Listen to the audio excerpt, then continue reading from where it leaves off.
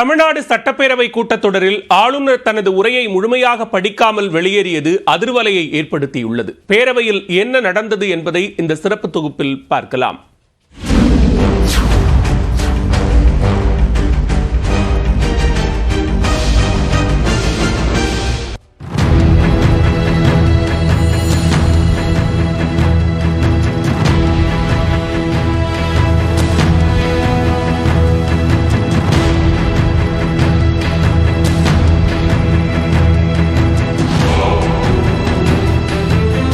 தமிழ்நாடு சட்டப்பேரவை பட்ஜெட் கூட்டத்தொடர் தொடங்கியது. ஆளுநர் உரை தொடர்பாக பெரும் எதிர்பார்ப்பு எழுந்த நிலையில் உரையை தொடங்கிய சில நிமிடங்களுக்குள்ளாகவே ஆளுநர் தன் உரையை முடிப்பதாக அறிவித்தது தமிழ்நாடு அரசியலில் விவாதப் பொருளாகியுள்ளது. முன்னதாக கூட்டத்தொடரில் பங்கேற்ற ஆளுநர் RN ரவி அனைவருக்கும் புத்தாண்டு வாழ்த்து கூறி திருக்குறள் விளக்கத்தோடு உரையை தொடங்கினார்.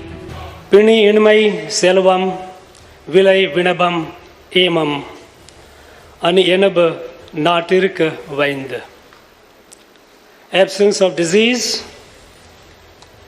plenty in harvest, wealth, general happiness and security.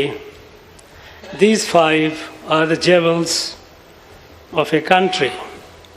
இதனை தொடர்ந்து சில அம்சங்களை குறிப்பிட்டு பேசிய ஆளுநர் 2 நிமிடங்களிலேயே உரையை முடித்துக் கொள்வதாக கூறினார். With this house a productive and healthy discussion for the good of the people. Valga Tamil Nadu, Valga Bharatam. தொடர்ந்து ஆளுநர் உரையின் தமிழ் பதிப்பை வாசித்த சபாநாயகர் அப்பாவு ஆளுநர் குறிப்பிட்டு பேசிய அம்சங்களுக்கு பேரவையில் விளக்கம் அளித்தார். இந்நிலையில் தேசிய கீதம் இசைப்பதற்கு முன்பாகவே ஆளுநர் பேரவையிலிருந்து வெளிநடப்பு செய்தார்.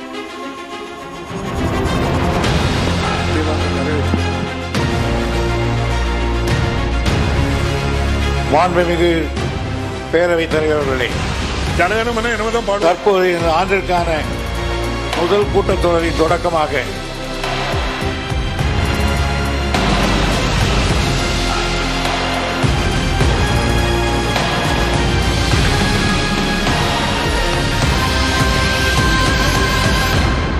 ஆளுநர் வெளிநடப்பு செய்தாலும் அவர் புறக்கணித்த உரையை அவை குறிப்பில் பதிவேற்றம் செய்ய வேண்டும் என சட்டப்பேரவை விதி எண் 17 தளர்த்தி அவை முன்னவர் துரைமுருகன் தீர்மானம் கொண்டு வந்தார்.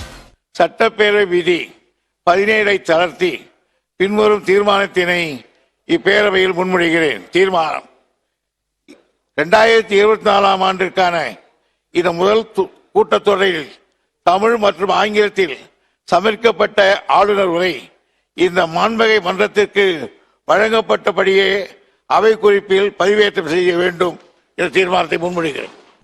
இந்த தீர்மானம் ஒருமனதாக நிறைவேறியது. மறுப்போரே இல்லை என்று கருதுகிறேன். மறுப்போரே இல்லை. தீர்மானம் ஒரு மனதாக நிறைவேறியது.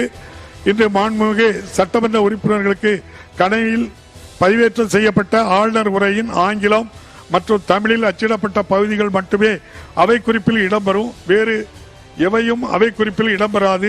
இறுதியாக ஆளுநர் உரையில் இடம்பெற்ற தமிழ் மற்றும் ஆங்கில பதிப்புகள் மட்டும் அவை குறிப்பில் இடம்பெறும் என்று சபாநாயகர் அப்பாவு அறிவித்தார். கடந்த ஆண்டு பட்ஜெட் கூட்டத்தொடரின் போது ஆளுநர் RN ரவி சட்டப்பேரவையிலிருந்து வெளிநடப்பு செய்தது சர்ச்சையானது.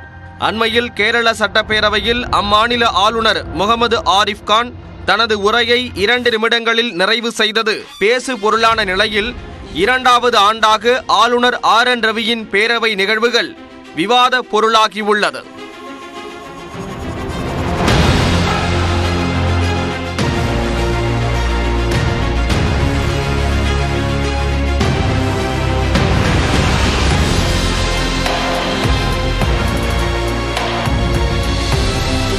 நியூஸ் 18 தமிழ்நாடு செய்திகளுக்காக செய்தியாளர் அபினேஷுடன் வரலாறு சுரேஷ்.